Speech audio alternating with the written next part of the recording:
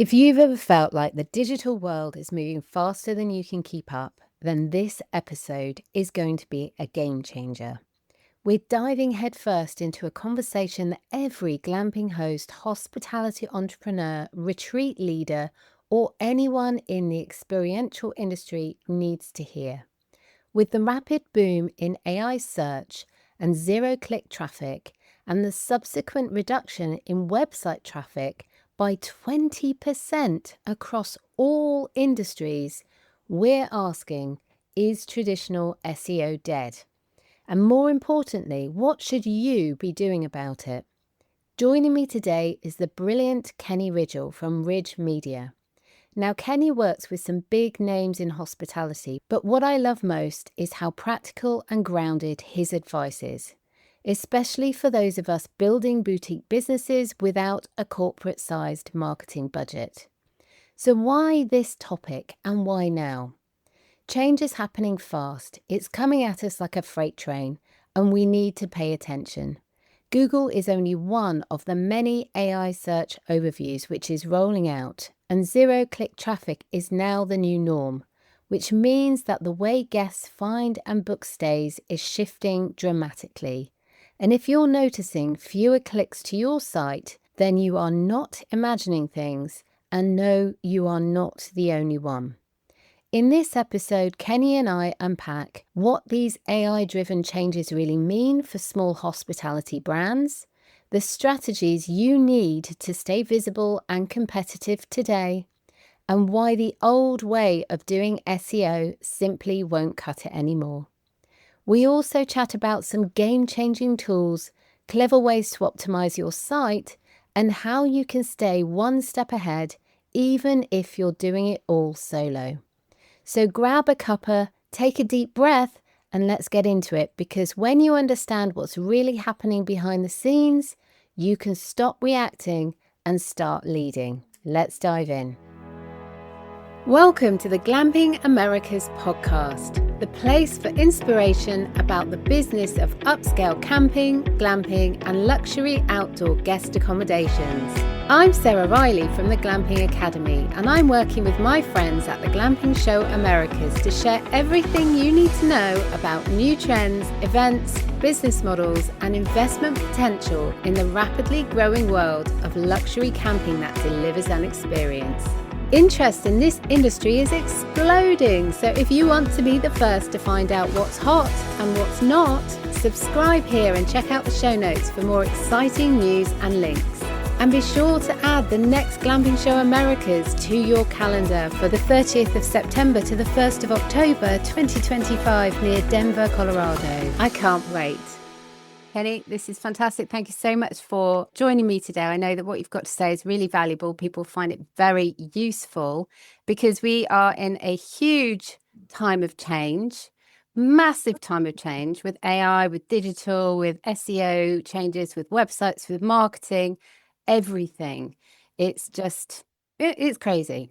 So obviously you've got the big resort owners who are employing companies like yours to do their work for them. There are smaller and medium companies that maybe don't have that they can't afford that, or they don't have that within the budget. They do a lot of the work themselves. So I thought it'd be really useful to get you on to talk about some of the changes that were only just announced from Google and literally days. So this is brand new, hot off the press, in how AI mode is coming in. AI overview snippets is happening. So this means that we are getting a lot of zero-click traffic. So zero-click traffic, for listeners' benefit, is where someone will go to Google, they will search for something using keywords, they will have some information come up, and they will be able to get the answers they're looking for right there and then on the screen. They do not need to click through to a website. So this is meaning that we are having a drastic drop in click-through rates from Google to business websites. It's a real thing. If people are paying attention to their Google Analytics, then they will see their clicks have dropped, their traffic will have dropped. We're seeing it across the board. I'm actually very lucky that I get to see behind the scenes of a lot of smaller glamping business owners' analytics. We're seeing it on their websites. We're seeing it on the websites of the listing sites and the OTAs. We're seeing all of it. Everyone is suffering from this. No one is immune. So we talked recently in Greece. We were on stage together and that was fabulous. And I thought, you know what? Actually, let's get Kenny on the podcast and let's have a little chat about, is traditional SEO dead? And what can we do about it? How can we change and flex and benefit to the changing situation? How can we be fluid like water? So that's kind of why I'm now going to put it all over to you, Kenny. Come on, give us all the answers. It's a difficult situation, isn't it? I mean, what are you experiencing at the moment? I think you're totally right. Regardless of industry as well, you're seeing just a drastic drop. And I mean, it might even be 15 to 20%, but at the end of the day, if you're losing 15 to 20% of eyeballs that are coming to your website, that's still a big number that is concerning. And it's definitely something to be alarmed about. And I would say that we're seeing the consumer behavior shift a little bit. I mean, if we go back to the trip to Greece, whenever my wife and I were making our plans, I went to Gemini and I asked, hey, we're looking to dine in this area. This is where our hotel is. We have an infant. Where would be an infant safe place to dine? Much different experience from our research like that you would do historically even a year ago. Whenever you went to pick out the restaurant, you probably go to their websites. You would go read about their policy on children. You would read about their menu. A lot of the research would have to be done. You might read an article or two or three. You might read some influencers type of information, but you're gathering the information yourself. Today, it's no longer a gathering situation. People are going and they're trusting what's being fed to them through these AI tools. And like you said, with Google rolling out AI mode, I think we're all going to see it as like a new option in the next couple of weeks, is what they said. They've rolled it out in certain cities at this point. But at the end of the day, it's going to be even more prompting. It's going to be even more of a clarification situation. I read an entire New York Times article about this, and the guy, he used it to test if he shopped on just traditional search versus if he shopped with AI mode. And his own inference was, look, there might be a little bit of disconnect in terms of data being perfectly accurate, but the amount of time saved was worth all of the different, like all the prompts that he put in. He was like, look, I just trying to buy a car seat was the example he went through. And he was like, look, the car seat, the due diligence it did, the safety ratings, everything it could give me in terms of a full spreadsheet, a table for me to make my decision out of. He's like, how long would it take me to make a table to put the pros and cons out of the car seats? I never would have, but at the end of the day, it helped me make a more educated buying decision. So that leads us to the next question. How do you become the car seat, or if you're looking for the hotel or the resort, to be recommended by these AI tools? I'll put it this way. It's no longer a situation of just write blogs, make sure you have your proper keywords. Because if we go all the way back to the beginning, SEO used to be a situation where we're looking for user habits. What are they typing in? What are the keywords? What are the trending keywords that are driving traffic? It's much more of a prompt. It's a question. People are asking a much more thoughtful, concise, detailed, informational type of request. So, for example, how I just talked through the restaurants and the way that I sought out what restaurant to go to. I gave a lot more detailed information than you may even have on your website. Like, what if you don't have a children's policy on your website? Because you just assume everybody knows, hey, we accept children in our restaurant. You really need to have content specific to every question that could be related to your business today. And then you've got to structure your website so that the AI bots can read it first. So I'll put it one thing that I've seen that has been really, really, really unique that some of my clients have been able to do is they've actually put an internal GPT onto their website. Because one thing that I think a lot of people are not talking about now is the fact that website traffic has decreased. Your user engagement and your user experience once they get onto your website is actually going to become even more of a higher graded tool, because if Google's, they're sending 80% of the traffic they used to send to websites. They care about where those people are going and what their experience is, even more than they did before. So having a GPT custom built for your website so that if someone comes onto there, they don't even have to scroll around to look for children. They should be able to have their own AI, say ChatGPT, or they call them custom GPTs. You can build them out for your own website and it would sort through the information on your website. The best part about that is it will learn what prompts people are typing in on your website, so you'll know what type of prompts you might need to structure your new blogs or your new contents to come out for. It kind of gives you a little bit of the learning curve and takes that away, because you're able to see what people are looking for on your website, why they come here. Because before, you just watch what clicks they went to.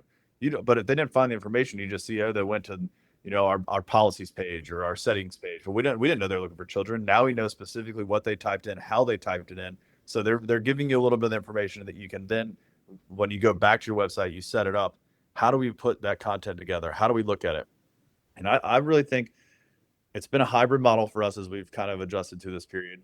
But number one, you've got to restructure your website. You've got to have the schema markup. You've got to have your meta tags, your internal linking, and you've had to have your site speed so that the AI crawlers can easily access and understand your website. Really, it lays like the foundation for visibility for the AI tools. There's a program called Ally, Alli, AI, that is a great tool for this. It's like $245 a month. It will restructure your website.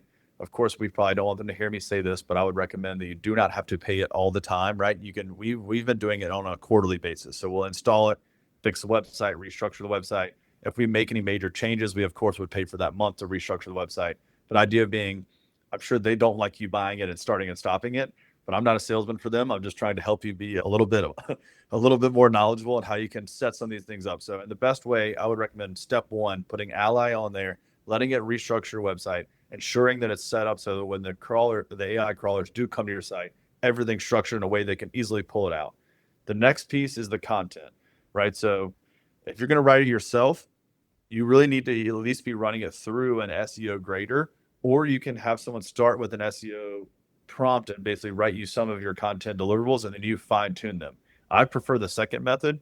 Surfer SEO or Market Muse is the two other tools that I would recommend between the best tools. There's a million. If you search SEO content creation tools, AI, you're going to get bombarded. These are tools that we've tested and proven that work very well. They create and optimize rich content that's intent driven. And it's the most important part. It's structured for AI extraction. So it uses bullet points. Similarly to, if you go onto ChatGPT and you type in a prompt, you get a lot of bullet points. You get like bold letters, you get summaries, you get conversational style language. Because really at the end of the day, people are having conversations with these AI tools. So your language on your website now has to become more conversational. So if you have a smaller budget, there is something called Content Shake AI. You can try and go in there and work with. But overall, one of those three tools, Surfer SEO, Market Muse, or Content Shake AI. Content Shake just requires more manual input and effort and like time on your end. All the above are going to be extremely important, and content's going to be key. You've got to have a blog. Gone are the days where people thought, oh, I don't need that many blogs. I have 5. I'm good. I checked the box. I have my blogs. Or we'll do one every like half a year. We'll do 2 a year. It's changing. You're probably going to end up doing like 4 or 5 blogs a month for the foreseeable future. And that might even be low. But the idea being that you're going to have to be putting new content based on what prompts you're seeing, what structured content you've got to have out there as people learn how to use these tools. Because if people learn how to use the tools, they're going to be more adept. They're going to ask more intense questions. The AI is going to learn who that person is. The very end is there's a principle called EEAT, and that is an expertise, experience, authoritativeness, and trustworthiness. And that means that it's basically how Google's grading you. You've got to be well researched on your content. You've got to have citations. I don't know if you notice whenever you go through AI, it's using citations. So if you're gathering information, Google's not going to just, or the AI bots aren't going to take that as just upfront. Oh, Kenny and his company say this is true, so it's true. No, you've got to cite. You've got to have your author bios so the AI engines can rank and trust your content.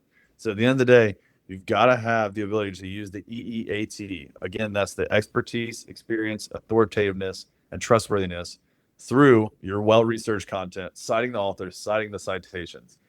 And then at the end of the day, you should use a tool like PEEC.ai.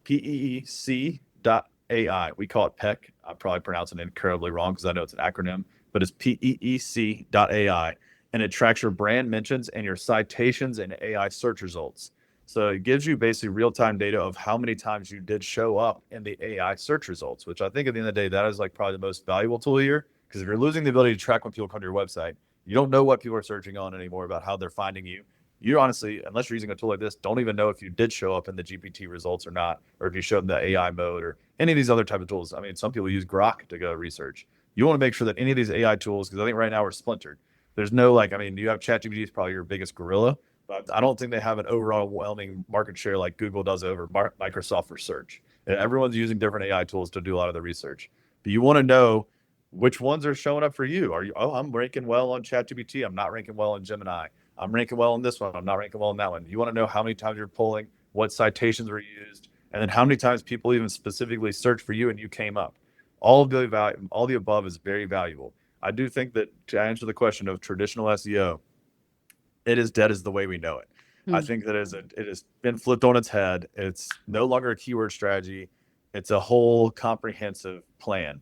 And I think the next step that to go beyond SEO is search ads dead? And I think there's a big question of like, I would say that unless people are searching specifically based on the industry, like put hotels in there, someone might type in hotels near me.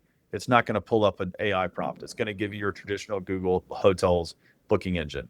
It's going to show your OTAs. But if someone's saying, where is the best hotel near me? And I think that as the consumer behavior changes, more and more people are going to prompt it with questions like that. You'll see even those traditional keywords and searches go away. So I think that it's definitely going to affect the paid search as much as it's affecting the SEO at some point, because people are going to get majority of their answers right out of the top of the search. They're not going to scroll down to see your search ads. The question becomes, are these AI tools going to allow you to advertise within their response? We have yet to see an answer on that. I would imagine that just because it's a monetary, adventure for Google as well, they probably will at some point put their pay-per-click campaign for you to be able to bid inside the AI search. But as of now, that's not a capability. So your pay-per-click campaigns are getting more diluted. They're getting less like positive traffic. They're getting less clicks. Your clicks are getting more expensive because everyone's still spending the same amount of money in the market. The industry right now is rapidly evolving. I think faster than we've ever seen it. Mm. I completely agree with everything you've said there. I love it. I love it all. Incredibly valuable. One thing I did find when I was doing my own research on the new changes that are happening, particularly with AI snippets, the overviews that Google will give you, it is starting to roll out now that you can now get your advert at the top. So where it's saying the summary of whatever the person who's searching has asked for, your ad, if you go through Google Ads, can be featured next to it. Right. This is something that's being rolled out not all over the world, but in most places over the world at the moment. And so that's very interesting. And if you actually go into how do you do it? Yeah. It's not as simple as you might think. You've got to actually do your research about what the best results are showing and how can your ad compete or at least be seen to be perfectly aligned alongside that. And that will give you the most probability of being featured. So everyone has to pay attention to these little details now. It's not as easy as just doing a quick Google ad and then suddenly you're going to be featured at the top of the page. And I think that's the thing that has overwhelmed a lot of smaller business owners. And that's obviously why businesses like your own, agencies who do this for people and for businesses, are going to be, thumbs up. You're going to be not short of customers, that's for sure. So what would you think out of everything that you've said there, because you've given us a huge amount of tips there, what would you say is the most important one? Would it be the GPT in your website that you think is the most valuable, or any of the others? I'll put it this way: if you have minimal amounts of budget, and the only thing you can do is to step forward one time, make sure your website's structured so that if you do have the content on your website, it has a chance of being pulled. And then, of course, at the end of the day, if you can't afford to use these other tools to do the SEO and to write your own content, at least when you add new content to your website, it will at least be structured to where you have a prayer of being viewed. Because it doesn't matter if you work all this time on the content, if the website's not structured so that the AI can read it, you're going to be in a problem. And the perfect example would be some of the like prompts you were just talking about in terms of the advert, how you could put the Google ad next to the search. We've seen that on our end for like I'll explain it from a hotel. I'll leave their name out of it. The hotel specifically is known as a destination, specifically as like a wellness, and it is for a cycling, right? But at the end of the day, on the prompt, our website is very cycling and wellness centric, where some people might be prompting looking for just like a nice. It is also a European type of hotel, so people might type in like European like remote property. Next thing you know, our ad is pulling information from our website, and it's talking about cycling or wellness. But this person just strictly looked for a remote style European like romantic vacation. Our ad, the language has to match, or else our ad dollar was just wasted showing up next to there. So we ended up having to go back to all of our ads and rewrite all of our ads to create a new campaign to make sure that if it was a romantic or European vacation, then it's going to actually match up. Because what used to happen is you could set up they had like 15 different types of like headlines and descriptions that you could set up, and they would automatically populate based on what people searched in, right? It would fill it in what's the closest example. But the problem is that only works on traditional search because it's taking your keywords that you're searching and it's throwing those words in there to match. So someone types in like best cyclist hotel in the United States. Boom. Okay. Our ad's going to say #1 rated cyclist hotel in the United States because it knows they prompted this. We had it as one of our options. Problem is, this advert is not technically coming across as a search word. It's more of like a performance max display type of campaign. So it's less AI driven from Google's perspective to where it's not going to change the word and verbiage for you. So now you've got to have multiple ad sets. You've got to have multiple campaigns. You got to be really prepared to understand, do I even want to show up on the romantic thing? Does my website have the content for it? Do I have the right language? Do I have the right ad to even match? Mm. So it makes you, even like you said, you're paying attention to such granular details. Whereas before, thankfully for Google and a lot of their AI tools they've rolled out in the past, you could set those different headlines up. You could set the different, and let it be smart, is what they call it, smart search. And it would basically trigger the different keywords. Of course, we're seeing that be like, it's a challenge now trying to match what people's prompts are to what your actual ad is going to look like. Because what last thing you'll do is spend money to have your ad there and it'd be completely irrelevant to what the prompt was. Yeah, Like, absolutely. I mean, that's not a good. one of the things I've noticed about the Google Ads is that it's still a bit clunky. It hasn't changed an awful lot since it was, originally launched. Do you predict that they may change that to meet all the massive changes that they're introducing across search? Do you think this is something that's going to come? I think for sure the dashboard itself will change a lot. We're actually Google partners and we've gotten access to a new platform they're rolling out. And it is definitely different reporting. It definitely looks very different on your Google Analytics as well, because you got GA4 now as the new big shiny Mm. object. We're going to basically be rolling away from that, I've heard, and we've gotten access to see some of the dashboard analytics you're getting there. And I'll think that the way you even set up your ad campaigns, the way you look at, for example, if you're running projections right now, we're going to set up a new hotel. We would come on, we would look up keyword projections. It would tell us the search volume on those keywords. Well, of course, as we just discussed, the search volume on those keywords is shrinking. So and is the data looking? It usually historically looks at a 12-month period. So as we know, this thing is changing quickly. So is the data from 12 months ago even relevant in today's environment as you set up into your research, right? You almost need a smaller window of what your research looks like. So they have to redo it. They have to reset the situation. Google has always been very adept at being maybe not the first to market, but the best to market. I think they're probably waiting to see how some more of the cookies crumble and fall before they rehaul and overdo it. But I think you're totally right that at some point you're going to see Google Ads get a new face, get a new look, get a new process, and it's going to be an entirely different platform. Mm. It's so true when they say that about, back in the day of the Wild West, the first that would be trekking out there would end up with a arrow in their back or something like that, and yet the people behind them in the distance who might have been seen as being a bit slow, they learnt so much from the people who went out first. So I think it's definitely a bit of a wait and see, but it's not a wait and see and do nothing. It's definitely Right. a wait and see what happens, but really get your ducks in a row, in a line, start understanding how this is all going to work. Because if we don't understand, then there's going to be so many changes, you'll just get left behind. And that's one thing business owners should not be doing. But in terms of traditional SEO on a local level, because as we know, traditional SEO, which we think is dying, it's definitely different to have the general SEO and then to have the local SEO. So do you think the same applies to the local SEO, or do you think that's going to be impacted, but maybe not quite as much as the general SEO? So to the listeners, so they understand, general SEO is when you're, say, searching for ideas to go glamping for my holidays this year. So that would be a general umbrella view. What can I do? And then a localized SEO search will be, where can I go glamping in Somerset in 2025 in September? That's definitely more localized. So it's drilling down into the detail.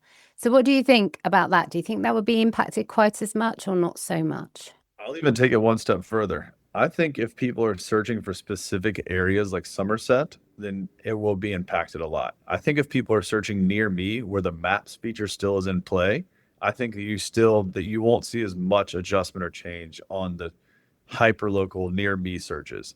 But that's again, I guess that's a half answer to your question, because people who are looking at specific areas, right? If I'm going to Jackson Hole in a couple weeks for a wedding. Okay. If I'm looking for what to do in Jackson Hole or go to Yellowstone Park, I want to go see different things.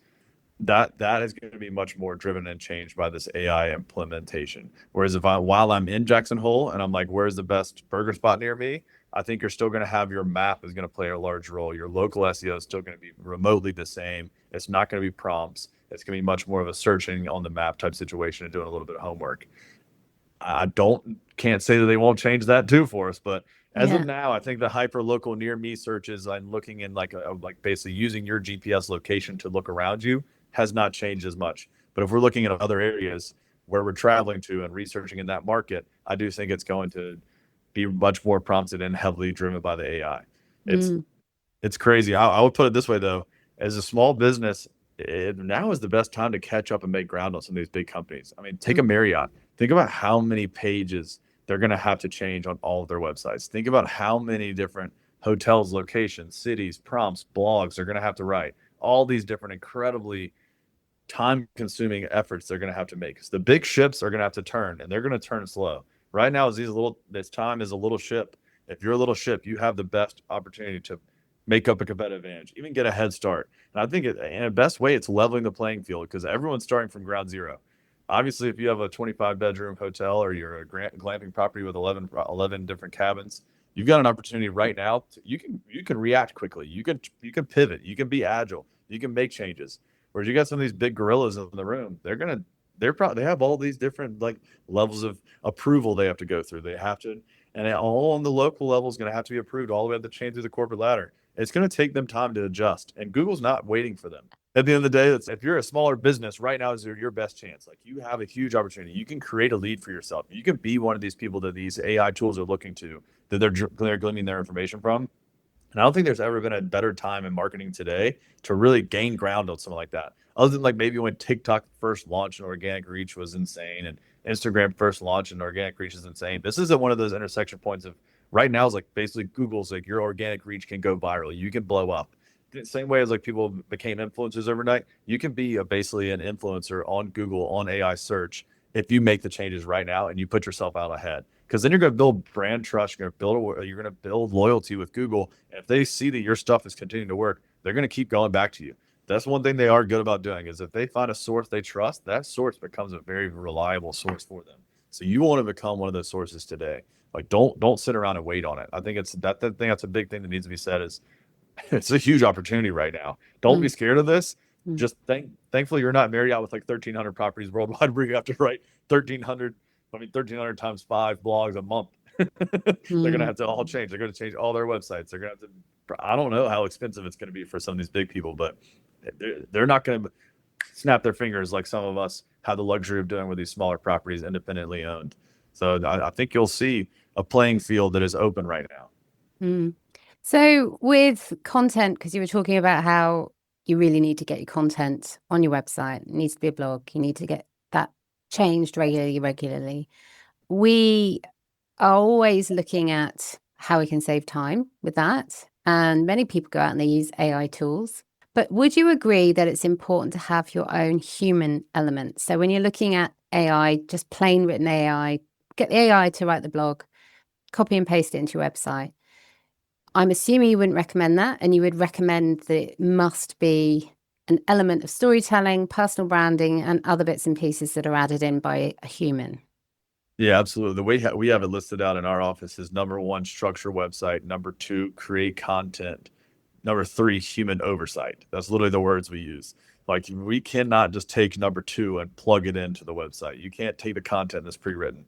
I personally like the way that you can do it two ways, right? You could rate your own and then ask it to structure your words into the way that it's going to be written in terms of the bullet points, the AI extraction level with the summaries, the conversational intelligence, and then have it basically restructure your words. I personally find it's better to let the AI tools write it, pre-prompt you, and then you turn it into more human language. You leave Mm. the structure the same, leave the bullet points the same, leave like the bold lettering, the italics, leave all those pieces in place, but be sure to put your own spin on words. You cannot just leave it. If you're doing that, then at the end of the day, you're running into a situation where all of your competitors have that same tool. They might have that exact same one, but you're really becoming apples to apples. You've got to make sure you're separating yourself. If we're all using AI, then no one's actually having a human element. So if someone can rise to the top by being just that little bit more creative, that little bit more like having a better touch point, having a little bit more relatability. So I think the one thing that's happening quickly is people are becoming able to detect when it's written by AI quickly now, right? A Mm. lot of times I get emails from people and I'm like, oh, ChatGPT wrote this. Yeah. Yeah. Like I know for example, I think people are gonna look at your blog and they're gonna think the same thing if it reads like a robot. So you've got to Mm. have the human elemental touch, regardless of how you do it. Whether you start with your words and let them reframe them, or if you let them start them and you rewrite them, make sure that it has your own personal element of touch on there. If you're gonna just take it and post it and copy and paste it, I'm not saying it won't work. I just don't think it's a long-term solution. I don't think it's going to give you the results that you're looking for because people will see straight through it. I think better results will definitely come from the human element being added. And Right. yeah, I agree with you. So if somebody wants to get an internal GPT set up on their website, how would they go about that? What would you recommend? Honestly, one of the best things have found to do this is based on your industry. Of course, we're talking about hospitality here. I would say start with like a grok. I know that sounds insane, but go and look on the different programs and ask them how to best start it. I mean, I know that at the end of the day, like custom GPTs can be made. I just did a quick Google search about it. Naturally, it comes up and it pulls up an AI overview, and the first thing it says that you want to start with customgpt.ai. That's the best website to go to. That's where we've gone. But it's funny because it goes in here and it tells us like how to streamline the test. It gives me like a 5-step process of how to do it. So honestly, there's some called a hotel chat bot. You have different ones that like we've used where you can basically just go straight to chat GPT and set it up. We did ours through Go High Level. I'm not sure if anyone's familiar with that, but it's basically a CRM email marketing automation tool that you can plug in. It's like $79 a month to get the base plan. They have a full custom GPT built out that you can talk to it. It will actually you can upload your emails, you can upload your website, you can upload videos that you've pre-recorded of yourself, and it will try and create not only the knowledge on your website, but take the knowledge from your internal communication and apply it to the GPT. So, but I would say, like, based on what you're trying to do with your GPT and what kind of content information you have, start with an AI tool, ask it where the best place to go, like whether it's customgpt.ai or if it's Go High Level. I personally like to Go High Level because it already has all of our emails are integrated. It was easy for us to do. I could easily just say, hey, read all my emails, read all Sarah's emails, read a couple of our other team members that we know speak on a highly educated level about what we do. And let's like create a Ridge Media custom GPT using our top 5 like producers in our company and the thought leaders of our company to create basically our encyclopedia of knowledge. But at the end of the day, we were in a lucky position because we'd already had our emails integrated in the CRM. We'd had all this stuff is already connected. So it was an easier step for us to just choose that one as opposed to if you have to build this from the ground up. There may be better solutions that could be time consuming. I mean, less time consuming, but get you to the same result. The main idea is the more information you feed this, the better. I think the best one I've seen recently is Neil Patel. He just rolled out his own avatar and he's built out a full avatar that's a video version of himself that you can actually schedule an appointment with and have an interaction and have a conversation with him. But he was able to do that because he had so much video library logged footage to where he was able to just take all these like previously filmed. I mean, he probably has hundreds of hours of videos, right? He's been a huge content creator. All he needed to do is take his content creation, plug it into this chat custom GPT. It could reassess all the stuff he's ever said and make basically an avatar that's filled with his knowledge. So but the problem is most of us don't have hundreds of hours of recordings of ourselves. Yeah. So it depends on your position and where you're starting from. I'd imagine he used a much more advanced tool than I did because he wanted to make an avatar with a video person. Whereas all we really wanted was to have it on our website to where if you searched, you'd find all the information you're looking for. We're about 2 weeks into it. We've tested it out. We're rolling it out maybe in the next like 3 or 4 weeks publicly. So if you go to our website today, it's not there. But basically, we're making sure that it actually answers the questions the way we want internally. Because I Yeah. think that's the main thing is like it's a fear of just unleashing this animal, then you're like, or this beast on your website, and you're like, oh, I hope it says what we want it to say. So right now we're basically, if you call it a liability test, we're doing our liability testing on it. Well, you say that it isn't on there at the moment. By the time a listener listens to this episode, it might be there. So where do they go to have a look at it? Mention your website address. Yeah, it's ridgemediallc.com. So that is Ridge, RIDGE, mediallc.com. Right. Yeah, and we're fixing to roll it out here soon. The idea would be definitely if you have the capabilities to put your information on a custom GPT, I think that's going to be one of the next few. Because if people are going to get more and more custom to just using a GPT, asking it questions, and that's another way to separate yourself, put yourself out in the front. It's something that not a lot of people are doing right now. I've heard of people using them internally for like a question to ask situation, and like for basically management tools. Okay, we have a new employee. How do we train them? They have this question. Rather than come to the manager, they can go to the GPT internally. But it's time to turn that out and make it outward facing, and make it as the consumer behavior changes, everyone gets more comfortable doing this. If you're one of the websites that has it on there, you're going to get a lot more customers in terms of just people being comfortable with the process and how it works. You also mentioned about influencers. So I'm assuming you still think that there is a place for influencers in the hospitality world. Yes, I definitely think there's a huge place for influencers in the hospitality world. I think at the end of the day, you've got two different types of influencers. It's almost back to your like SEO question. We like to think of them as local influencers, and we like to think of them as like an industry influencer, right? So a travel influencer. I mean, my wife is like a new mom, so we have a ton of like mom influencers.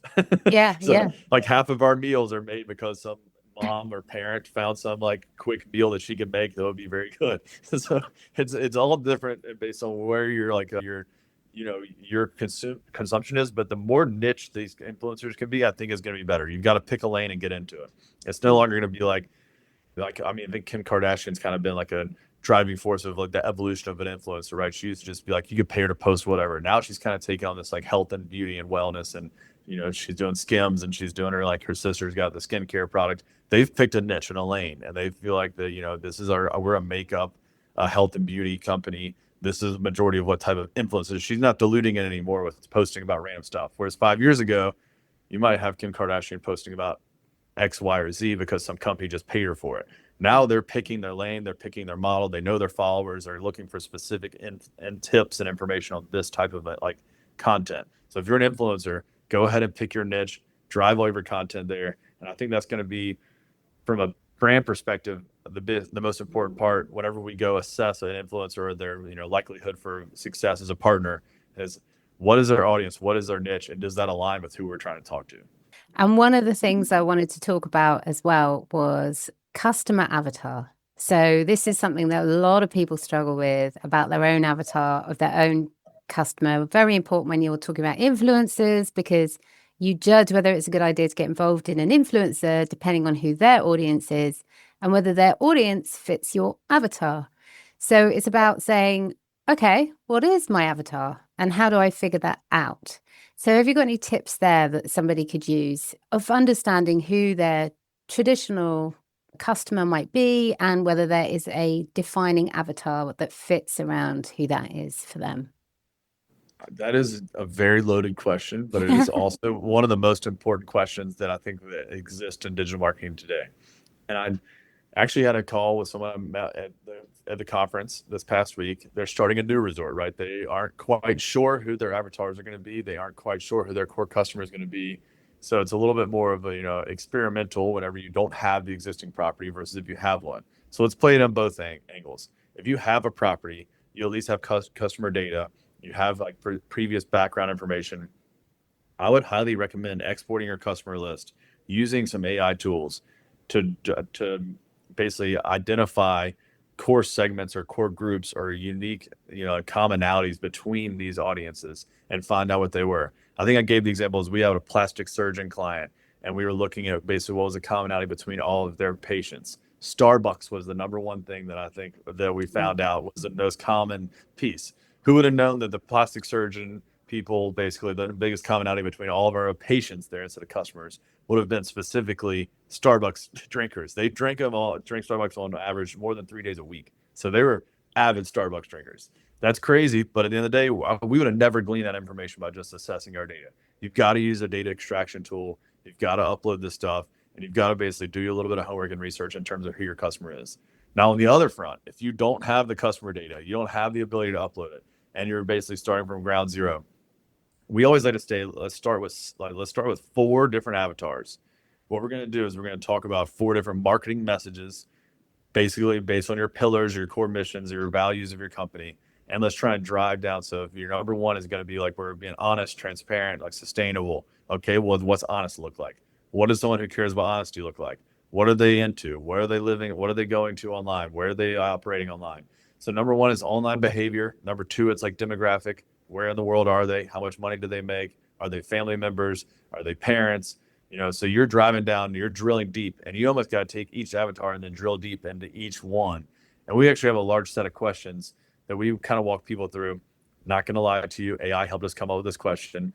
So we went to AI. Hey, we're trying to help our customers pre-opening identify their avatars. Here, like, how can we work with them to make our best educated guess as what their customers are going to be. Of course, you're going to have to change this as they really open, but it helped us come up with the prompts. I think one of my favorite ones was, if your business is a movie character, what movie character would you be?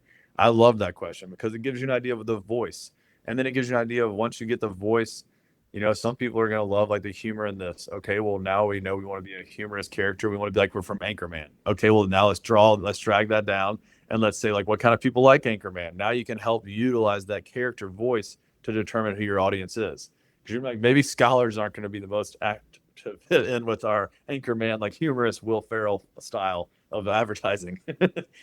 but at the end of the day, like, maybe like it's a younger audience. It's gonna be more of an active audience. They're gonna enjoy comedies. They're gonna, you could basically pick up on base once you take that voice. I think that really gives you like ability to drill down in terms of who you want your customer to be. But I love that prompt. I mean, I would have never thought to ask somebody, hey, as a business owner, what's the movie character that represents your business best? I came up with Jerry Maguire for mine. I know that might not be the most like Show me the money. show me the money. Yeah, like, we care about our smallest guys. We care about our biggest clients. At the same time, our success is your success. So that was where we came up with Jerry Maguire. But at the end of the day, it bodes well as we like to look into our avatars of our customers. Like, we want to help business owners. We don't want to work with corporate people. We're not looking for the biggest person in the room. Like, I don't want a Marriott. I want to work with a guy who's, starting or woman who's starting their own property. They're getting it growing. They're building it. And we want to like be along for the ride and watch them grow. It's like, we want to celebrate their successes with them. And at the end of the day, but that's totally different than some other agencies. They want to work with corporate clients, and they might be a whole different voice. And I think once you can figure out who you want to be and how you want to portray yourself, now you can figure out who's going to resonate and like, relate to that voice. So when we're talking about all of this, what do you think the future holds for the smaller business owner? Do you think it's a future of craziness, or do you think it's going to settle down, or do you think we are still just beginning this journey of new developments and changes? I think we're just beginning this journey of new developments and changes. I mean, now they're coming out with these virtual reality glasses as you walk around. You're going to be able to like take, like, basically like look into different things. It's going to give you readily available information based on what you're viewing and seeing. I mean, it's going to be crazy. I'll put it this way. I don't think we can even predict what's going to come next. I think that we're just getting onto a bumpy ride. And that being said, from a small business owner, I think the main thing we have to remember, because I'm also a small business owner, is that we can't do everything.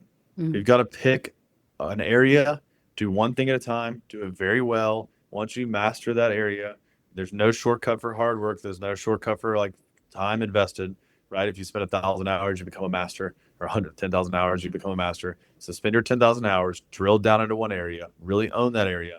And I think that's going to be the way that we've got to approach this thing. As we try and wrap our arms around the big bear that's moving away from us, it's going to be a battle, and we're probably going to get bucked off that bear. We need to just try and pick, okay, we're going to go for one individual thing and try and be really, really good at this. Once we master that, let's add a secondary column. But we've got to build the ground up from like a strong foundation perspective and not try and build a house too quick. I think that's going to be something to remind myself even of, is as we grow, and it's not going to be the same. Everything changes so much. I mean, a year ago today, if we'd had the same conversation, June 4th, 2024, would we have even been able to predict how much AI has already changed the website traffic? If you'd have told me all of our websites are going to go down by 20% in the next year in terms of site traffic because people are prompting AI, I'd be like, that seems unreasonable. There's no way. But at the same time, it's playing out right before our eyes. Yeah, absolutely. So I think I think we're just it's just hyperspeed is happening. I don't know if you ever watched Star Wars, but whenever they flip on like we're going into hyperspeed and then like the world starts zipping by, I feel like hyperspeed just turned on. Yeah, I couldn't agree more. And actually, I think it's going to be quite a ride. But, I'm hanging on for dear life, and everyone else is. I think we're just kind of seeing where this is going to take us. So it's just crazy. And like you said, a year ago, I was speaking to some small business owners, and we were all saying, okay, this is how we need to use it. And we were keeping it small and careful and controlled and all that kind of stuff. And now it's like, so many options. There's so many things you can do. It's like, no, a million miles an hour now. It's, yeah, crazy, but amazing as well. I mean, it's definitely keeping us all on our toes, that's for sure. And it's like I So, said earlier, it's a good opportunity. I feel like you can either be like, you can either view it as like a glass half full or glass half empty. And I think at this point, if we can be optimistic about the opportunities that it has created for us to basically even the playing field with some of these massive companies, we need to remind ourselves, like pinch ourselves. This is our time. We have the opportunity. Let's go for it. Let's pick our lane and go. I think the main thing is don't over analysis is paralysis is going to be the most tempting thing to do now. Is like just freeze yourself because you're trying to consume too much information. You're trying to learn too much. Just pick one thing and go. And I think the more you stay active, but we've been talking about that internally, is just staying active. Because so many times you get obsessed with, well, I'm going to listen to these podcasts, like read these articles. I'm going to talk to our rep at Google. We're going to have these different like nuanced conversations. You still got to execute. You got to go do something. So just keep trying, keep learning, keep experimenting. And the more you like basically put yourself out there, of course you're going to have failures, but you're going to learn. You're not going to learn without having the failures. couldn't agree more. It's just been so brilliant speaking with you again, Kenny. This time now, you've given so much valuable information. I couldn't be more grateful that you've shared it with the audience here. And I can see probably that you're going to be coming back on the show time and time again. I'm going to keep picking your brain for information. I love So that. what's your optimistic view of the hospitality industry? I think that you're going to see a splintering. These brands are going to have to make more sub brands. They're going to have to uniquely identify themselves. I think experiential visits, experiential travel, especially as the economical situation gets potentially tighter for all of us, people are going to really pick what is like a place that creates memories. What is a place that is unique? Unless you're a business traveler who's going on a like constant travel and they're having to spend and watch their dollars based on a room rate they're given from their their boss. People who are traveling for either leisure, the business leisure traveler, the family traveler, just the fun adventure travel. I think people are going to go and be feeling comfortable going to the places that have much more of a unique identity. They have more of the experiential, immersive feel. And I think at the end of the day, hospitality is going to be turning away from that traditional just hotel box that we all are so accustomed with. And not to name any brands, I know I've picked on Marriott, sorry Marriott, but at the end of the day, there's a ton of different these like large hotel corporate chains. Like I think Marriott, to give them a kudos, they have done a good job of splintering their brands. They've got the Autograph collection, they've got the Romanos. They're beginning to understand that uniquely independent branded concepts that have this more of a boutique type feel, that has more of this experiential piece and component to it. They're basically trying to compete and portray themselves as an independently owned boutique hotel. So the best part is, as an independently owned boutique hotel or glamping property or anything along those lines, you don't have to make it up. You don't have to create this facade. So I think right now they know, like these big guys know that they're getting like they're basically we're taking their feet out from underneath them as being the small guys. We're creating more of a better experience. We're creating better customer service. We're creating a better memory that people go home with, that they post about online, most importantly, post about, they write about, they tell their friends about. Most people don't go stay at these big box hotels and come home like, I had the greatest stay at the Holiday Inn last week. But everyone comes home and they tell the story about the unique adventure that they captured and found and went. And, it's discovery is a huge part of it. I think people like to discover something new. They want to go to somewhere that people haven't been. They don't want to go. And I think you can even see the American traveler doing that in Europe now. Your like hotbed spots have become like, they're still hot, but you're still in like the ancillary islands of the Greek islands, a good example. They said Mykonos and Santorini are like 20-30% down. Whereas you got Crete and Spetses and some of these other islands that are having an increased like rate of American occupancy because people are on this discovery path. So I think in the hospitality world, it's changing. We just got to make sure as the small players in the world and in the game that we're going to take advantage of the opportunity we have to basically capture those brand loyal customers and not let the big players rebrand and subsidize their branding and make them appear to be the same as us. And I think the more you can be personable in your connection and your communication rather than being more AI bot driven is going to help drive that message home. So I think the hospitality space, it's a huge growing, changing world right now, but I think there is a huge growth opportunity for the smaller people to lean into who they truly are. No reason to try and combat with the large players now. Be yourself, be like ostentatiously unique and go for it. And on that note, Kenny, it's been an absolute pleasure. Thank you so much for joining me today, and I'm definitely going to see you again soon. Absolutely. Thank you, Sarah. Look forward to it.